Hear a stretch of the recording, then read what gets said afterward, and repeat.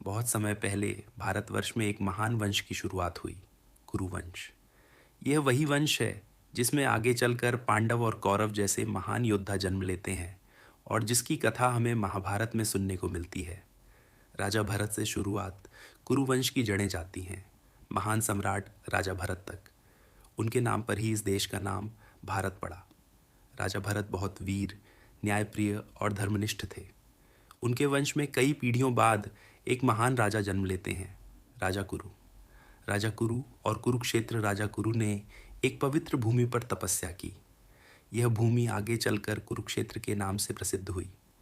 कुरुक्षेत्र वही जगह है जहां बाद में महाभारत का महान युद्ध हुआ। राजा कुरु ने इस भूमि को धर्म और कर्म की भूमि बना दिया, इसलिए इसे धर्म भूमि भी कहा जाता है। राजा शांतनु का जन्म कई पीढ़ियों बाद इस वंश में जन्म होता है। एक महान राजा, राजा शांतनु। राजा शांतनु बहुत ही वीर और बुद्धिमान थे। एक दिन वे गंगा नदी के किनारे गए, जहां उनकी मुलाकात हुई एक सुंदर स्त्री से, गंगा। गंगा और भीष्म का जन्म गंगा वास्तव में एक देवी थी। राजा शांतनु उनसे प्रेम करने लगे और विवाह कर लिया। लेकिन गंगा ने एक शर्त रखी, आप कभी भी मुझसे कोई सवाल नहीं पूछेंगे। राजा शांतनु ने यह शर्त मान ली। समय बीतता गया और उनके पुत्र पैदा हुए, लेकिन गंगा हर बार अपने बच्चे को नदी में बहा देती थी। राजा शांतनु चुप रहे क्योंकि उन्होंने वचन दिया था। जब 8वां पुत्र पैदा हुआ, तब राजा शांतनु खुद को रोक नहीं पाए और गंगा को रोक दिया। तब गंगा ने सच्चाई बताई और उस बच्चे को लेकर चली गई। वही बच्चा आगे चलकर बना भीष्म की प्रतिज्ञा। भीष्म बड़े होकर एक महान योद्धा और धर्म के रक्षक बने। राजा शांतनु बाद में सत्यवती से विवाह करना चाहते थे, लेकिन उसके पिता ने शर्त रखी कि उनके पुत्र ही राजा बनेंगे। तब भीष्म ने एक भयानक प्रतिज्ञा ली, वे कभी विवाह नहीं करेंगे और हमेशा सिंहासन की रक्षा करेंगे। उनकी इस कठोर प्रतिज्ञा के कारण ही उन्हें भीष्म कहा गया। समाप्ति, पर्व 1। इस तरह कुरुवंश की नींव मजबूत हुई, जिसमें आगे चलकर पांडव और कौरव का जन्म हुआ और महाभारत का महान युद्ध हुआ। और कौरवों का जन्म, विस्तृत कहानी। कुरुवंश की आगे की कहानी पहले पर्व में हमने जाना कि कैसे भीष्म की प्रतिज्ञा के बाद कुरुवंश आगे बढ़ा। अब कहानी शुरू होती है राजा सत्यवती के पुत्रों से। सत्यवती के 2 पुत्र थे, चित्रांगद, विचित्रवीर्य। चित्रांगद युद्ध में मारे गए और फिर छोटे भाई विचित्रवीर्य राजा बने। लेकिन उनकी भी जल्दी मृत्यु हो गई और उनके कोई संतान नहीं थी। व्यास जी का आगमन कुरुवंश को बचाने के लिए सत्यवती ने अपने पहले पुत्र वेदव्यास को बुलाया। उस समय की परंपरा के अनुसार व्यास जी ने विचित्रवीर्य की पत्नियों से संतान उत्पन्न की। धृतराष्ट्र, पांडु और विदुर का जन्म 3 महत्वपूर्ण व्यक्तियों का जन्म हुआ। धृतराष्ट्र जन्म से अंधे थे। पांडु स्वस्थ और योग्य राजा बने। विदुर बहुत बुद्धिमान और धर्मज पांडु को श्राप, पांडु राजा बने। लेकिन एक दिन शिकार करते समय उन्होंने गलती से एक आरशी को मार दिया, जो हिरण के रूप में थे। मरते समय ऋषि ने श्राप दिया, अगर तुम किसी स्त्री के साथ संबंध बनाओगे तो उसी समय तुम्हारी मृत्यु हो जाएगी। इस श्राप के कारण पांडु बहुत दुखी हो गए। कुंती का वरदान, पांडु की पत्नी कुंती के पास एक दिव्य वरदान था। उन्हें किसी भी देवता को बुलाकर संतान प्राप्त करने की शक्ति थी। पांडवों का जन्म कुंती और माद्री, पांडु की दूसरी पत्नी, ने इस वरदान का उपयोग किया। 1, युधिष्ठिर धर्मराज यम से जन्म सत्य और धर्म के प्रतीक 2, भीम वायुदेव से जन्म अपार शक्ति वाले 3, अर्जुन इंद्रदेव से जन्म सबसे महान योद्धा माद्री के पुत्र 4, नकुल 5, सहदेव दोनों अश्विनी कुमारों से जन्मे सुंदरता और बुद्धि के प्रतीक कौरवों का जन्म। अब बात करते हैं धृतराष्ट्र और उनकी पत्नी गांधारी की। गांधारी को बहुत समय तक संतान नहीं हुई। जब उन्हें खबर मिली कि कुंती के पुत्र हो चुके हैं, तो वे दुखी हो गईं। 100 कौरवों का जन्म गांधारी ने एक कठोर तपस्या के बाद एक मांस का गोला जन्म दिया। वेदव्यास ने उस गोले को 100 भागों में बांटकर घड़ों में रखा। समय आने पर उन घड़ों से 100 पुत्र और एक पुत्री जन्मे। दुर्योधन का जन्म सबसे बड़ा कौरव था। दुर्योधन उसके जन्म के समय अशुभ संकेत हुए, जानवर रोने लगे। आकाश में अजीब घटनाएं हुईं। विदुर ने सलाह दी कि इस बच्चे को त्याग देना चाहिए, लेकिन धृतराष्ट्र ने मना कर दिया। पांडव वर्सेस कौरव शुरुआत। बचपन से ही कौरवों को पांडवों से ईर्ष्या होने लगी। दुर्योधन हमेशा भीम और अर्जुन से जलता था। कई बार उसने पांडवों को मारने की कोशिश भी की। पांडु की मृत्यु। एक दिन पांडु अपने श्राप को भूल गए और माद्री के पास गए। उसी क्षण उनकी मृत्यु हो गई। माद्री भी सती हो गई। अब कुंती अकेले ही पांचों पांडवों को लेकर हस्तिनापुर वापस आई। हस्तिनापुर में परवरिश पांडव और कौरव एक साथ बड़े हुए। भीष्म, विदुर और गुरु द्रोणाचार्य ने उन्हें शिक्षा दी।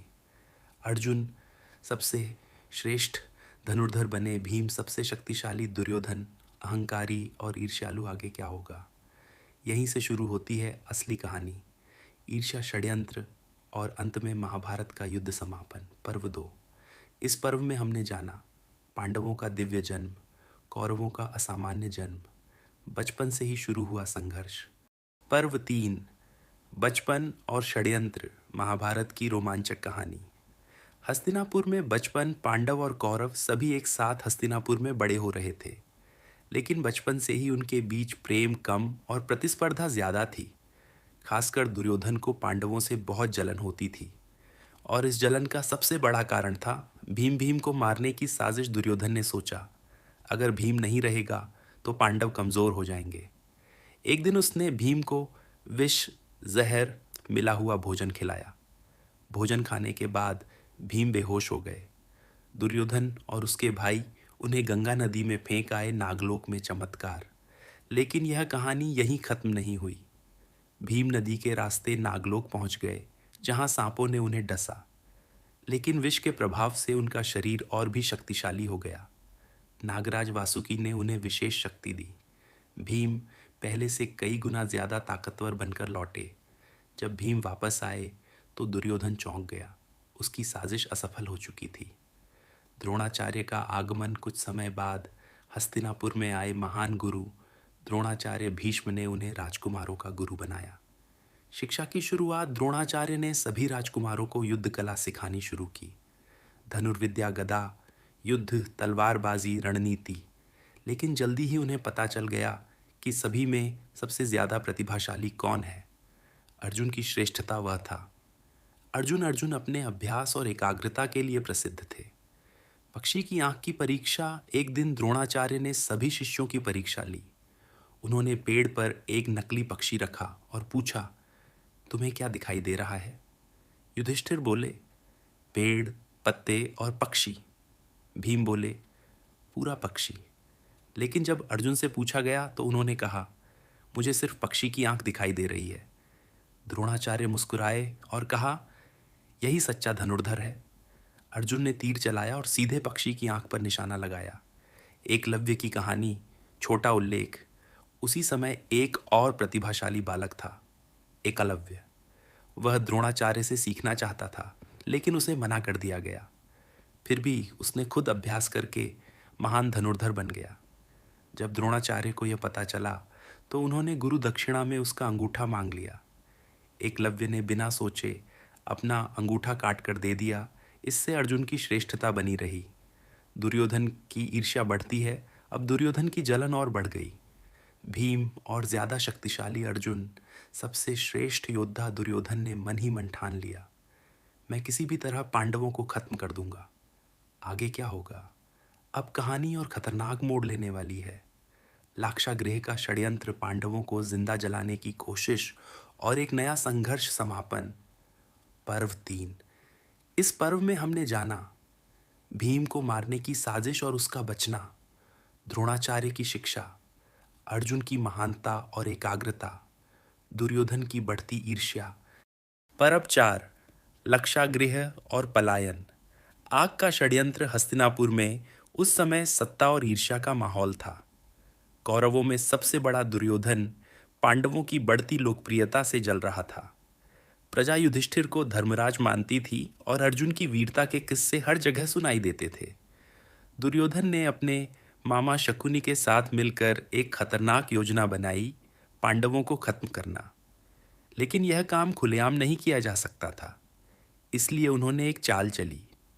उन्होंने पांडवों को वारणावत भेजने का निर्णय लिया, जहां उनके रहने के लिए एक भव्य महल बनवाया गया, जिसे कहा गया लक्षागृह। लेकिन यह महल असल में एक जाल था। यह महल लाख, मोम, घी और तेल जैसे ज्वलनशील पदार्थों से बनाया गया था, ताकि इसे आसानी से आग लगाई जा सके। दुर्योधन ने अपने विश्वस्त सेवक पुरोचन को आदेश दिया कि वह सही समय पर इस महल में आग लगा दे। विदुर की चेतावनी, लेकिन यह षड्यंत्र पूरी तरह छिपा नहीं रह सका। बुद्धिमान विदुर को इस योजना की भनक लग गई। उन्होंने सीधे कुछ न कहकर संकेतों में युधिष्ठिर को सावधान किया। जहां रास्ता नजर नहीं आता, वहीं बचने का मार्ग छिपा होता है। युधिष्ठिर समझ गए कि कोई बड़ा खतरा आने वाला है। गुप्त सुरंग की योजना पांडव वारणावत पहुंचे और लक्षागृह में रहने लगे, लेकिन वे पूरी तरह सतर्क थे। विदुर की सलाह पर उन्होंने गुप्त रूप से एक सुरंग, टनल खुदवानी शुरू की। यही उनकी जान बचाने का रास्ता बनने वाला था। वे बाहर से सामान्य जीवन जीते रहे, ताकि किसी को शक न हो। आग और पलायन एक रात योजना के अनुसार पांडवों ने खुद ही लक्षागृह में आग लगा दी, ताकि सभी को लगे कि वे आग में जलकर मर गए। देखते ही देखते पूरा महल आग की लपटों में गिर गया और जलकर राख हो गया। सबको लगा पांडव खत्म हो गए, लेकिन सच्चाई क्या थी? पांडव अपनी माता कुंती के साथ उसी गुप्त सुरंग के रास्ते सुरक्षित बाहर निकल गए। पांडवों का गुप्त जीवन, इस घटना के बाद पांडवों ने अपनी पहचान छुपा ली। वे ब्राह्मणों के वेश में जंगलों और गांवों में रहने लगे, ताकि कोई उन्हें पहचान न सके। उन्होंने बहुत कठिनाइयों का सामना किया, भूख, डर और लगातार छिपकर जीने की मजबूरी। लेकिन यही कठिन समय उन्हें और भी मजबूत और एकजुट बना गया। पर अब का निष्कर्ष, लक्षागृह की घटना केवल एक षड्यंत्र नहीं थी। यह पांडवों के संघर्षपूर्ण जीवन की असली शुरुआत थी। यहीं से शुरू होती है उनकी वह यात्रा जो आगे चलकर महान महाभारत युद्ध तक पहुंचती है। पांडव उस समय वनवास के दौरान एक ब्राह्मण के वेश में जीवन बिता रहे थे।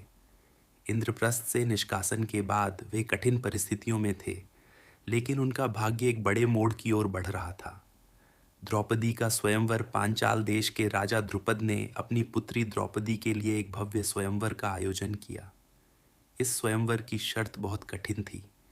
एक विशाल धनुष को उठाकर उसके ऊपर घूमती हुई यांत्रिक मछली की आंख में केवल उसके प्रतिबिंब को देखकर तीर मारना था।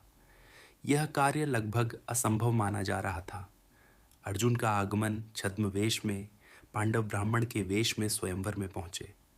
5 भाइयों में तीसरे पांडव अर्जुन भी वहां मौजूद थे, लेकिन कोई उन्हें पहचान नहीं सका। एक एक करके कई राजाओं ने प्रयास किया, लेकिन सभी असफल हो गए। अर्जुन की विजय जब सभी असफल हो गए, तब अर्जुन आगे आए। उन्होंने उस विशाल धनुष को आसानी से उठा लिया और पूरी एकाग्रता के साथ लक्ष्य साधा। कुछ ही क्षणों में उन्होंने मछली की आंख में सटीक तीर मार दिया। सभा में चारों ओर आश्चर्य और जयकार गूंज उठी। 5 पांडवों का विवाह नियम के अनुसार द्रौपदी ने अर्जुन के गले में वरमाला डाल दी। लेकिन बाद में पांडव अपनी माता कुंती के पास गए और बोले, माँ, हम कुछ लाए हैं। कुंती ने बिना देखे कहा, जो भी लाए हो 5 भाई मिलकर बांट लो। ये बात आगे चलकर एक महत्वपूर्ण निर्णय का कारण बनी। राजा द्रुपद और अर्षियों की सहमति से यह तय हुआ कि द्रौपदी 5 पांडवों की पत्नी होंगी। महत्व, यह घटना महाभारत का एक महत्वपूर्ण मोड़ है, जिससे पांडवों की शक्ति फिर से बढ़ती है, कुरुवंश के संघर्ष की नींव पड़ती है और द्रौपदी का महत्वपूर्ण स्थान स्थापित होता है। पांडवों का उत्थान और दुर्योधन की ईर्ष्या, लाक्षागृह की आग से बचकर और अनेक कठिनाइयों के बाद पांडवों ने वन में गुप्त जीवन बिताया। समय के साथ उनका भाग्य फिर चमकने लगा। महर्षि वेदव्यास की सलाह पर राजा धृतराष्ट्र ने पांडवों को वापस बुलाया और उन्हें एक नया राज्य दिया गया, इंद्रप्रस्थ। इंद्रप्रस्थ का निर्माण और पांडवों का उदय। धर्मराज युधिष्ठिरा ने न्याय और धर्म के आधार पर शासन शुरू किया। अर्जुना और भीमा ने राज्य को शक्ति और सुरक्षा प्रदान की। दैवी वास्तुकार मैदानव ने इंद्रप्रस्थ को इतना भव्य बना दिया कि वह देवताओं की नगरी जैसा दिखने लगा। राजसूय यज्ञ का निर्णय, युधिष्ठिर ने निर्णय लिया कि वे राजसूय यज्ञ करेंगे, ताकि उन्हें चक्रवर्ती सम्राट का सम्मान मिल सके। यह एक महान यज्ञ था जिसमें अनेक राजाओं की अधीनता स्वीकार की जाती थी। इस समय पांडवों के मार्गदर्शक बने कृष्ण, जिनकी बुद्धि और रणनीति ने पांडवों को और मजबूत बना दिया। दुर्योधन की ईर्ष्या, इंद्रप्रस्थ की भव्यता देखकर कौरव राजकुमार दुर्योधना आश्चर्य और ईर्ष्या से भर गया। उसने सोचा, क्या ये वही पांडव हैं जो कभी वन में भटक रहे थे? उसके मन में जलन की आग और गहरी हो गई, और यहीं से एक बड़े विनाशकारी युद्ध की नींव पड़ने लगी। अगले भाग में शिशुपाल वध और राजसूय यज्ञ का भव्य आयोजन, शकुनी की चाल, द्रौपदी का अपमान। हस्तिनापुर की राजसभा में उस समय एक भयानक षड्यंत्र रचा जा रहा था। कौरवों की ईर्ष्या दिन प्रतिदिन बढ़ती जा रही थी, और इस पूरे खेल का मुख्य सूत्रधार था मामा शकुनी। उसने पासे के खेल को अपना सबसे बड़ा हथियार बना लिया था। उसका उद्देश्य था पांडवों को हराकर उन्हें पूरी तरह से नष्ट कर देना। पासा खेल की शुरुआत राजसभा में बुलाया गया युधिष्ठिरा को। धर्मराज होने के बावजूद उन्हें जुए का शौक था। शकुनी की चालें बेहद चालाक थीं। पासे हमेशा उसी के इशारे पर चलते थे। धीरे धीरे पांडव सब कुछ हारने लगे, राज्य, धन संपत्ति, राजसी अधिकार, और अंत में अपनी स्वतंत्रता भी। अंतिम शर्त जब सब कुछ हार गया, तब एक और भयानक शर्त रखी गई। अगर युधिष्ठिर सब हार जाते हैं तो उनकी पत्नी को भी दांव पर लगाया जाएगा। इसके बावजूद खेल नहीं रुका। द्रौपदी का अपमान, द्रौपदी को जबरन राजसभा में बुलाया गया। सभा में सन्नाटा छा गया, लेकिन अन्याय अपने चरम पर था। द्रौपदी ने प्रश्न किया, जो स्वयं सब कुछ हार चुका है, वह मुझे दांव पर कैसे लगा सकता है? इस प्रश्न ने पूरी सभा को हिला दिया, लेकिन कोई भी खुलकर न्याय के पक्ष में नहीं बोला। मौन और अन्याय राजसभा में मौजूद सभी लोग चुप रहे। न्याय की जगह अहंकार और शक्ति का बोलबाला था। यह क्षण कौरव वंश के इतिहास का सबसे काला अध्याय बन गया। शिक्षा जब लोभ और अहंकार, न्याय पर हावी हो जाते हैं, तब सबसे पवित्र सभाएं भी अन्याय का मंच बन जाती है। के अपमान और पासा खेल में हार के बाद पांडवों को 13 वर्षों के लिए वनवास जाना पड़ा। यह उनके जीवन का सबसे कठिन समय था। 13 वर्षों का कष्ट वन में पांडवों को कई कठिनाइयों का सामना करना पड़ा। घने जंगलों में रहना, भूख, प्यास और मौसम की मार सहना, लगातार अपमान और संघर्ष झेलना, सीमित संसाधनों में जीवन बिताना, लेकिन इन सब के बावजूद वे टूटे नहीं। इस दौरान भीमा ने अपनी अपार शक्ति से परिवार की रक्षा की, जबकि अर्जुना ने तपस्या और साधना करके अपने अस्त्र शस्त्र ज्ञान को और भी मजबूत किया। शक्ति और तैयारी, वनवास का यह समय केवल कष्टों का नहीं था, बल्कि तैयारी का भी था। शारीरिक और मानसिक शक्ति का विकास, अस्त्र शस्त्र की साधना, धैर्य और संयम का अभ्यास, भविष्य के युद्ध की रणनीति पर विचार। धीरे धीरे पांडव यह समझने लगे कि अन्याय के खिलाफ लड़ाई अब अनिवार्य है। महाभारत के अनुसार कुरुक्षेत्र का युद्ध धर्म और अधर्म के बीच सबसे बड़ा संघर्ष था। एक ओर पांडव थे जो सत्य और न्याय के पक्ष में थे, और दूसरी ओर कौरव थे जो लोभ और अन्याय के प्रतीक थे। भगवत गीता, अर्जुन का विषाद युद्ध शुरू होने से पहले अर्जुन अपना धनुष रखकर विचलित हो जाते हैं। वे अपने ही रिश्तेदारों, गुरुओं और बड़ों के खिलाफ युद्ध नहीं करना चाहते। तभी उनके सारथी कृष्ण उन्हें जीवन का गहरा सत्य समझाते हैं। यही उपदेश भगवत गीता कहलाता है। कृष्ण समझाते हैं, कर्तव्य करो, फल की चिंता मत करो। धर्म की रक्षा ही सबसे बड़ा धर्म है। आत्मा अमर है, शरीर नश्वर है। यह सुनकर अर्जुन फिर से युद्ध के लिए तैयार हो जाते हैं। भीष्म का पराक्रम और पतन, कौरव सेना का नेतृत्व महान योद्धा भीष्म करते हैं। वे भीष्म प्रतिज्ञा के कारण कौरव पक्ष से लड़ते हैं। उनके भीषण बाणों से पांडव सेना कांप उठती है। अंत में शिखंडी की आड़ लेकर अर्जुन के बाण उन्हें शरीर में भेद देते हैं, और वे शरशैया पर गिर जाते हैं। द्रोणाचार्य की मृत्यु इसके बाद सेनापति बनते हैं गुरु द्रोणा। वे अर्जुन के गुरु थे, लेकिन कर्तव्य के कारण कौरवों की ओर से लड़ते हैं। जब उन्हें झूठा समाचार मिलता है कि उनका पुत्र अश्वत्थामा मारा गया है, तो वे शस्त्र त्याग देते हैं, और उसी क्षण उनका वध कर दिया जाता है। कर्ण का अंतिम युद्ध महान दानवीर और वीर योद्धा कर्णा युद्ध में अद्भुत पराक्रम दिखाते हैं। वे कौरवों के सबसे शक्तिशाली योद्धा थे, लेकिन भाग्यवश उनका रथ का पहिया धरती में धंस जाता है और वे निहत्थे हो जाते हैं। उसी समय अर्जुन उनका वध करते हैं। कर्ण की मृत्यु युद्ध का सबसे दुखद क्षण बन जाती है। दुर्योधन का अंत में केवल दुर्योधना बचते हैं। भीम और दुर्योधन के बीच गदा युद्ध होता है। कृष्ण के संकेत पर भीम उसकी जंघा पर प्रहार करते हैं और दुर्योधन गिर जाता है। युद्ध का अंत 18 दिनों तक चले इस भयानक युद्ध का अंत कौरवों की हार से होता है। लेकिन यह विजय भी दुख से भरी होती है, क्योंकि दोनों पक्षों ने अपनों को खो दिया होता है। पांडव हस्तिनापुर का राज्य वापस पाते हैं, लेकिन युद्ध की पीड़ा हमेशा बनी रहती है। निष्कर्ष: कुरुक्षेत्र युद्ध केवल एक युद्ध नहीं, बल्कि धर्म, कर्तव्य और मानव भावनाओं का संघर्ष है। यह हमें सिखाता है कि अंततः सत्य और धर्म की ही विजय होती है। कुरुक्षेत्र के महायुद्ध के बाद हस्तिनापुर में एक नए युग की शुरुआत हुई। विनाश और शोक के बाद धीरे धीरे राज्य में शांति लौटने लगी। धर्मराज युधिष्ठिर को राजगद्दी मिली। वे न्याय और धर्म के प्रतीक थे, इसलिए उनके शासन में राज्य में शांति, व्यवस्था और न्याय स्थापित हो गया। पांडवों ने अपनी जिम्मेदारियां पूरी निष्ठा से निभाईं। भीम, अर्जुन, नकुल और सहदेव सभी ने राज्य की उन्नति और प्रजा की सेवा में अपना जीवन समर्पित कर दिया। कृषि, व्यापार और सामाजिक जीवन फिर से सामान्य हो गया। लेकिन युद्ध की यादें और अपनों के खोने का दर्द उनके दिलों में हमेशा बना रहा। समय बीतने के साथ युधिष्ठिर को यह समझ में आया कि यह संसार स्थायी नहीं है, सब कुछ परिवर्तनशील है। इसलिए उन्होंने राजपाट छोड़कर धर्म और आत्मज्ञान के मार्ग पर जाने का निर्णय लिया। पांडवों और द्रौपदी ने हिमालय की ओर अपनी अंतिम यात्रा शुरू की, जिसे महाप्रस्थान कहा जाता है। रास्ते में एक एक करके सभी अपने शरीर का त्याग कर देते हैं। केवल युधिष्ठिर अपने धर्म और सत्य के कारण आगे बढ़ते रहते हैं। अंत में युधिष्ठिर स्वर्ग पहुंचते हैं, जहां उन्हें सत्य, धर्म और जीवन के गहरे रहस्य का अंतिम ज्ञान प्राप्त होता है।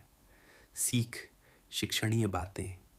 सत्य और धर्म का मार्ग कठिन है, लेकिन सबसे श्रेष्ठ है शक्ति और राज्य स्थायी नहीं होते। जीवन क्षणभंगुर है।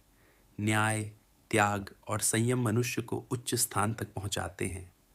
अहंकार और लोभ अंततः पतन का कारण बनते हैं। अगर वीडियो आपको पसंद आया हो तो हमारे चैनल को सब्सक्राइब ज़रूर करें। नए नए कहानियाँ और वीडियो पाने के लिए हमारे साथ जुड़े रहें।